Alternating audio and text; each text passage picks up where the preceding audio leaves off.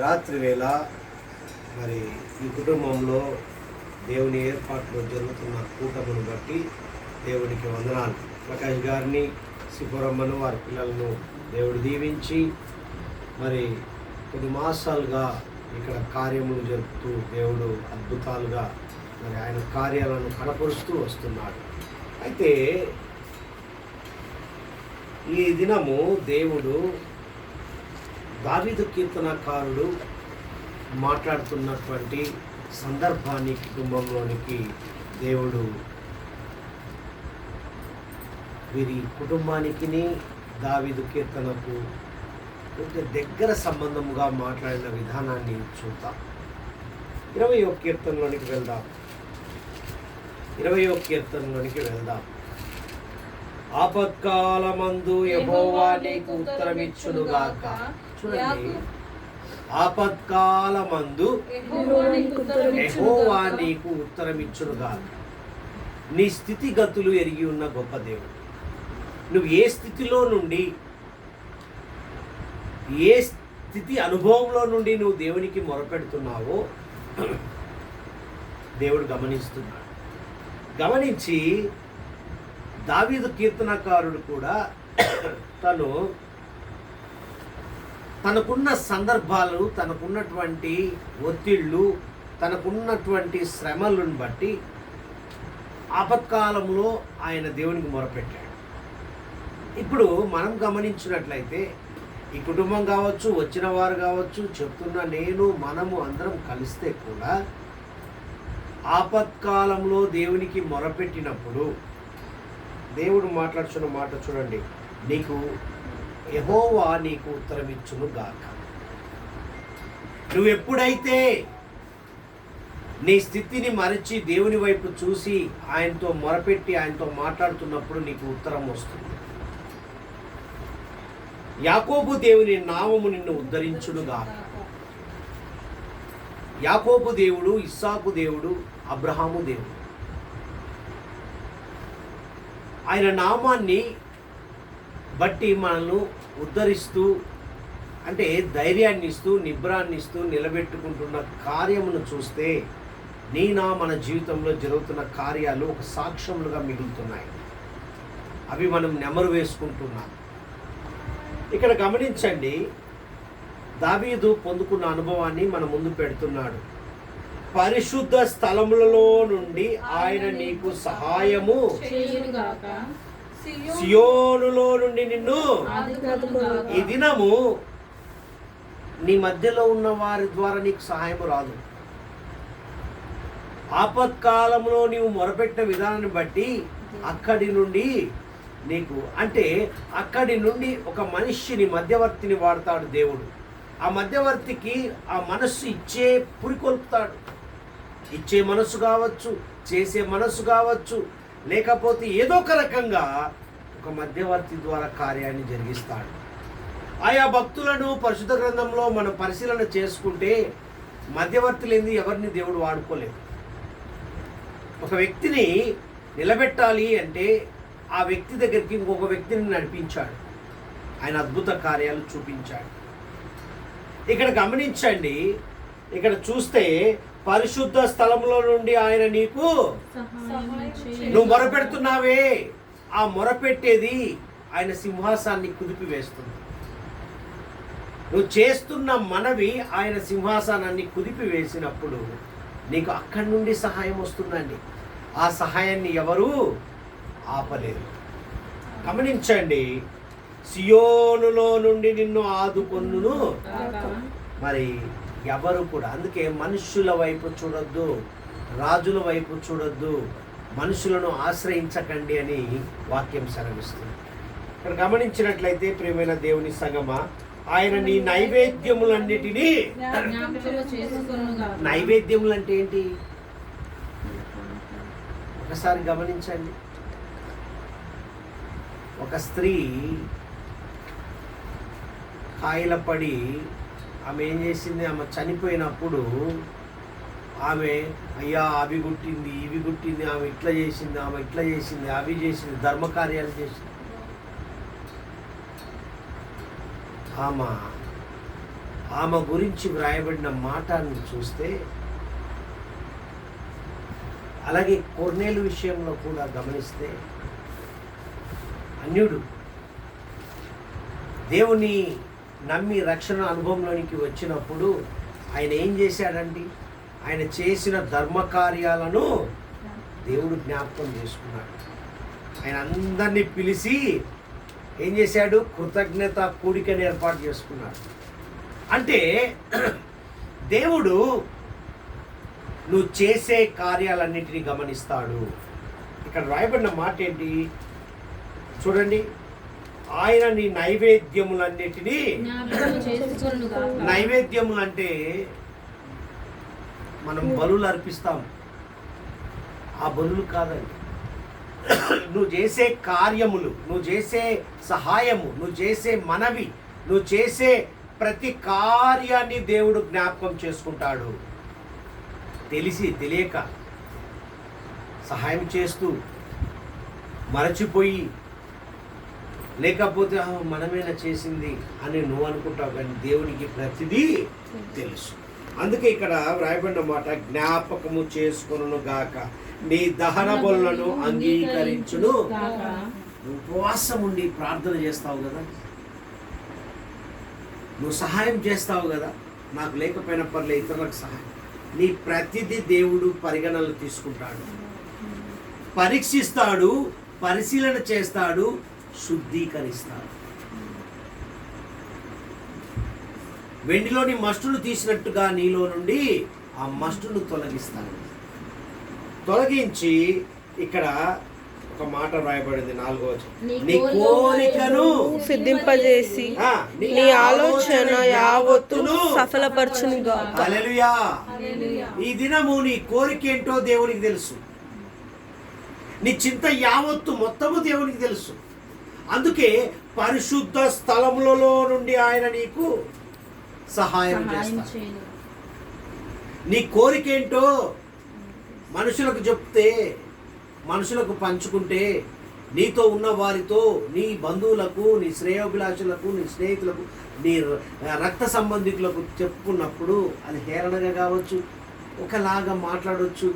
నీ వల్ల అవుతుందా, భలే చెప్పావులే, చూద్దాంలే, అయినప్పుడు చూద్దాం, మేము ఉంటాంగా అని ఎలా చేస్తారండి?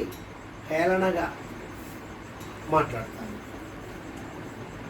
కానీ దేవుడు మాత్రము, నీవు నమ్మి ఉన్న దేవుడు, ఆయన తప్ప నాకు ఎవరు లేరు, ఆయన మీద ఆధారపడి నేను జీవిస్తున్నానని ఎప్పుడైతే నువ్వు అనుకుంటావో అప్పుడే నీ కోరికను, ఇక్కడ కూడి ఉన్న వారు అందరి విషయంలో కానీ, వింటున్న వారి విషయంలో కానీ, ప్రతి ఒక్కరి రాత్రి వేళ గమనిస్తున్న ప్రతి కుటుంబంలో దేవుడు ఆయన కోరికను, మన కోరికలను సిద్ధింప చేస్తానని వాగ్దానం చేస్తున్నాడు. నువ్వు అనుకోవచ్చు, ఒకటే అడిగితే చాలా దేవుణ్ణి, నీ మనస్సులో తొలిచి వేస్తున్న ప్రతి కోరికను దేవుడు తీర్చునుగాక.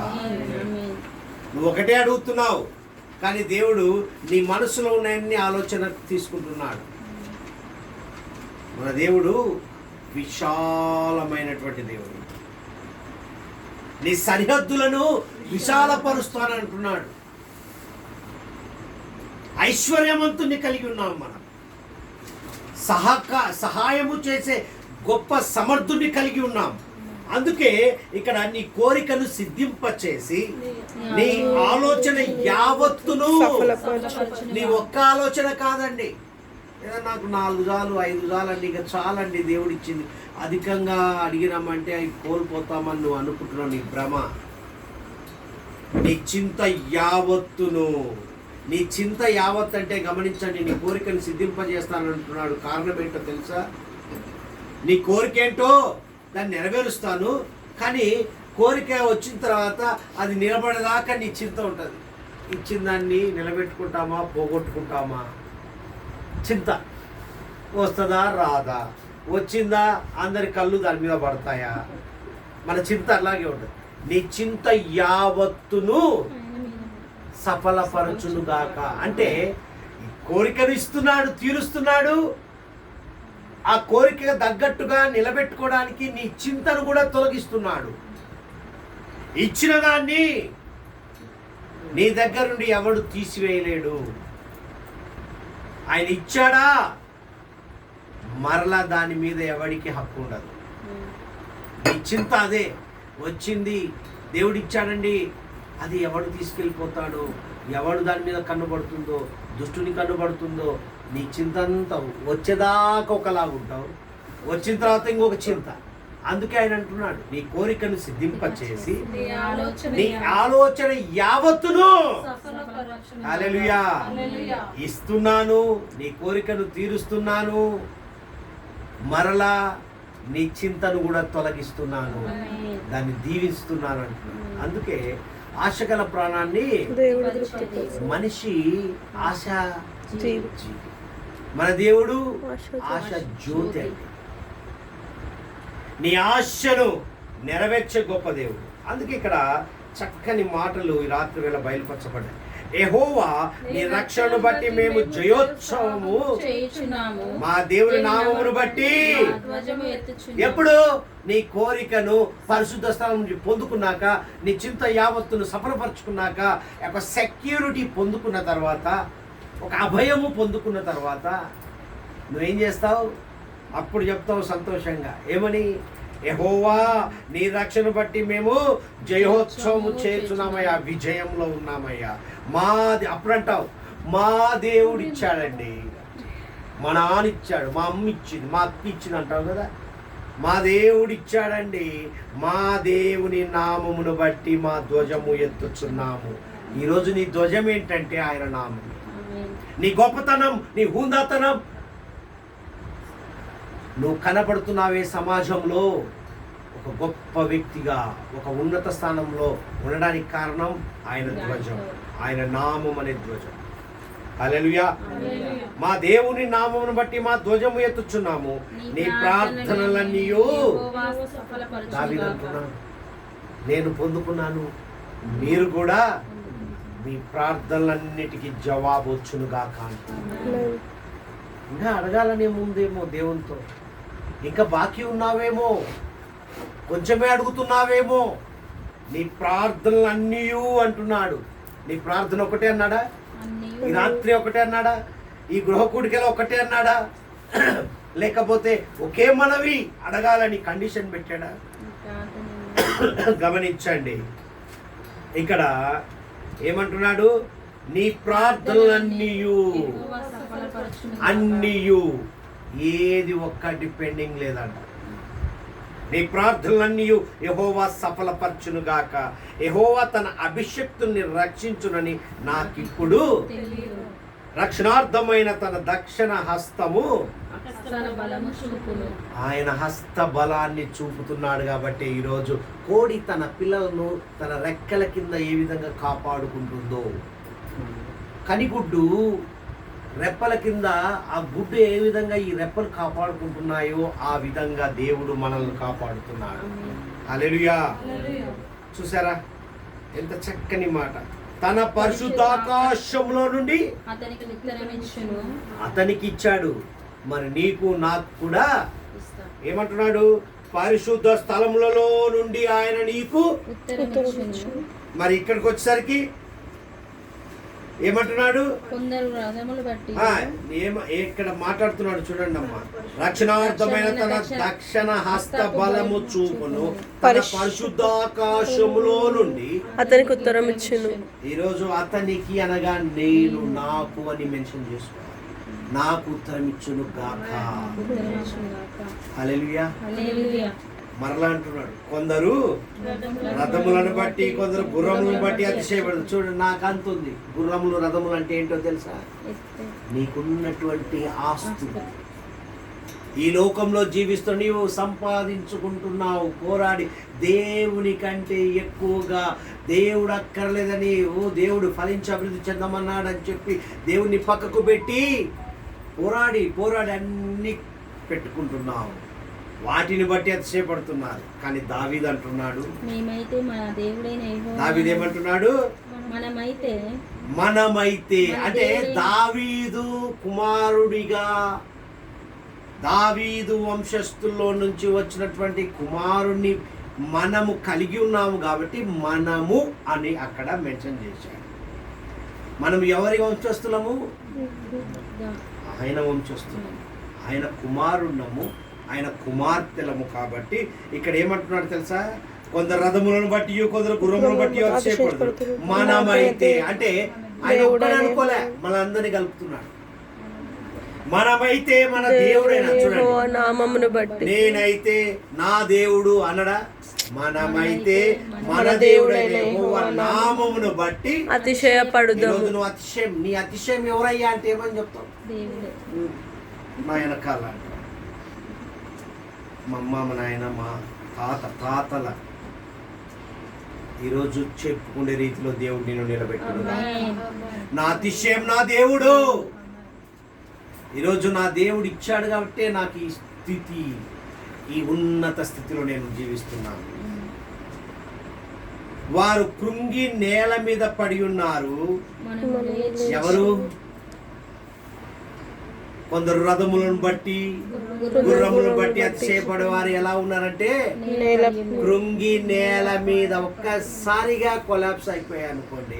మరి ఏం చేస్తారు? నేల మీద పడి అయ్యో అనుకుంటారు. మనమైతే లేచి చక్కగా ఎందుకు? మన అతిశయం ఆయనే. పరిశుద్ధ స్థలం నుండి సహాయం వస్తుందని, మరలా పరిశుద్ధ ఆకాశంలో నుండి ఉత్తరం వస్తుందని ఎదురు చూస్తున్న వారిమి కాబట్టి మనము లేచి చక్కగా నిలుచున్నాము.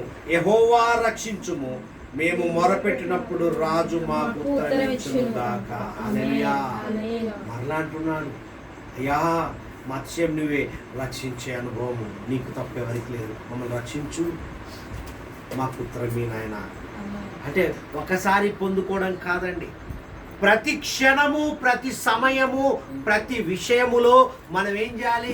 మొదటి తెస్సలోనిక పత్రికలో రాసిన ప్రకారం 5వ అధ్యాయం 16వ వచనంలో ప్రతి విషయమునందు ఎడతెగక ప్రార్థన చేస్తూ కృతజ్ఞత కలిగి, కృతజ్ఞత పూర్వకంగా కృతజ్ఞత తెలియజేయుడి. మనం ఆ పనిలో ఉండాలి. పొందుకున్నాం, అయిపోయింది. కొందరు రథములను బట్టి, కొందరు గుర్రములను బట్టి అతిశయపడుతున్నారు. నేనైతే మా దేవుని అతిశయం, నా దేవుని బట్టి నేను అతిశయిస్తున్నాను అనుకొని మరలా ఏం చేస్తున్నామంటే మర్చిపోతున్నాము. అందుకే మరలా మాకు ఉత్తరం మీ నాయన అంటున్నాడు. యెషయా ప్రవక్త మాట్లాడుతున్న మాట చూద్దాం. ఒక మాట, చక్కని మాట. 43వ అధ్యాయంలోనికి వెళ్దాం. ఇక్కడ ఒక మాట వ్రాయబడి ఉంది. ప్రియమైన దేవుని సంగమా చూడండి. అయితే యాకోబు నిన్ను సృజించిన వాడగు యెహోవా, ఇశ్రాయేలు నిన్ను నిర్మించిన వాడు ఇలాగూ సెలవించుచున్నాడు. ఈరోజు నిన్ను నిర్మించిన వాడు సెలవిస్తున్న మాట గమనించండి. నేను నిన్ను విమోచించి ఉన్నాను, భయపడకుము. ఇప్పుడు ఎందుకు ఆయన నీకు పరిశుద్ధ స్థలంలో నుండి, పరిశుద్ధ ఆకాశంలో నుండి నీకు ఉత్తరం ఇస్తున్నాడంటే నిన్ను పేరు పెట్టి పిలిచి ఉన్నాడు. నీవు నా సొత్తు, ఆయన సొత్తు కాబట్టి నీకు అవసరత, నీ కోరికను సిద్ధింపచేసి నీ చింత యావత్తును సఫలపరుస్తున్నాడు అంటే కారణం నువ్వు ఆయన సొత్తువు కాబట్టి, ఆయన కుమారుడివి, కుమార్తెవు కాబట్టి. వేరే వాళ్ళైతే ఆయన ఎందుకు పట్టించుకుంటాడండి? అందుకే ఇక్కడ మాట్లాడుతున్న మాట్లాడు, నీవు జలములలో బడి దాటినప్పుడు నేను నీకు తోడైందును, నదులలో బడి వెళ్ళినప్పుడు అవి నీ మీద పొర్లి. అంటే అర్థం ఏంటి? ఈ సమాజంలో, సంఘములో, ఈ లోకంలో జీవిస్తున్నప్పుడు అపవాది నీ వైపు చూడడు. అపవాది కనులు వాని అంబుల పొది, వాని బాణాలు నీకు తగలకుండా కాపాడుతాను. మరలా అంటున్నాడు ఇక్కడ గమనించండి, నీవు అగ్ని మధ్యను నడుచున్నప్పుడు కాలిపోవు జ్వాలలు నిన్ను. హల్లెలూయా. ఏది నీకు హాని కలగదు అంటే. ప్రియమైన దేవుని సంగమా, ఈరోజు గమనించండి. 45వ అధ్యాయానికి వెళ్ళమ్మా. 45వ అధ్యాయంలో ఇక్కడ వ్రాయబడిన మాటలు చూడండి, ఎంత చక్కగా మాట్లాడుతున్నాడో చూడండి. నేను నీకు ముందుగా పోవచ్చు, మెట్టగానున్న స్థలములను సరళము. నీ కోరికను సిద్ధింపజేయాలంటే ఆయన ముందుగా నిన్ను, నీకంటే ముందుగా ఆయన వెళ్ళి సిద్ధపరుస్తున్నాడు, అన్ని క్లియర్ చేస్తున్నాడు. Route clear.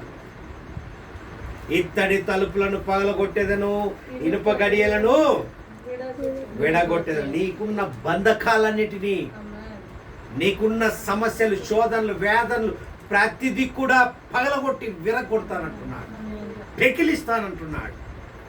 మరలా అంటున్నాడు, పేరు పెట్టి నిన్ను పిలిచిన ఇజ్రాయేలు దేవుడైన యెహోవాను నేనే. హల్లెలూయా. నీ బంధకాలు విడిపోవడానికి, నీకున్న శోధనలు, వేదనలు, నీ మీద అపవాది కన్నులన్నిటిని తీసివేసి వాని కనుదృష్టి పడకుండా ఆయన కనుదృష్టి పెట్టి ఆయన సన్నిధి నీకు తోడుగా ఉంచి ఆయన ప్రత్యక్షతను ఇచ్చిన దేవుడు మాట్లాడుతున్నాడు. ఏమంటున్నాడంటే, పేరు పెట్టి నిన్ను పిలిచిన ఇజ్రాయేలు దేవుడినైనా యెహోవాను నేనే అని నీవు తెలుసుకొనున్నట్లు అంధకార స్థలంలో ఉంచబడిన నిధులను రహస్య స్థలములలోని మరుగైన ధనమును అప్పుడు నువ్వు గుర్తుపడతావు.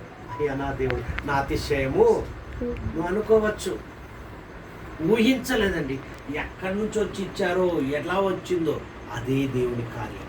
ముందే చెప్తున్నాడు. ఏమంటున్నాడు ఇక్కడ? పేరు పెట్టి నిన్ను పిలిచిన ఇజ్రాయేలు దేవుడైన యెహోవా నేనే అని నీవు తెలుసుకోలాగున నేను నీకు దాచబడినది, ఊహించనిది, ఇక ఎన్నడూ చూడని బీడు భూమిని నీకు ఇస్తున్నాడు. ఎవరు చూడని చేయని కార్యాలు నువ్వు చేయబోతున్నావు. హల్లెలూయా. నా సేవకుడైన యాకోబు నిమిత్తము నేను ఏర్పరచుకున్న ఇజ్రాయెల్ నిమిత్తము నేను నీకు పేరు పెట్టి నిన్ను పిలిచితిని. నీవు నన్ను ఎరగకుండినప్పటికీ నీకు బిరుదులు ఇచ్చితిని. నేను యెహోవాను, మరి ఏ దేవుడును లేడు, నేను తప్ప ఎవడును ఏ దేవుడును. నువ్వు నన్ను పట్టించుకోకపోయినా నీకు బిరుదు ఇచ్చానంటున్నాడు.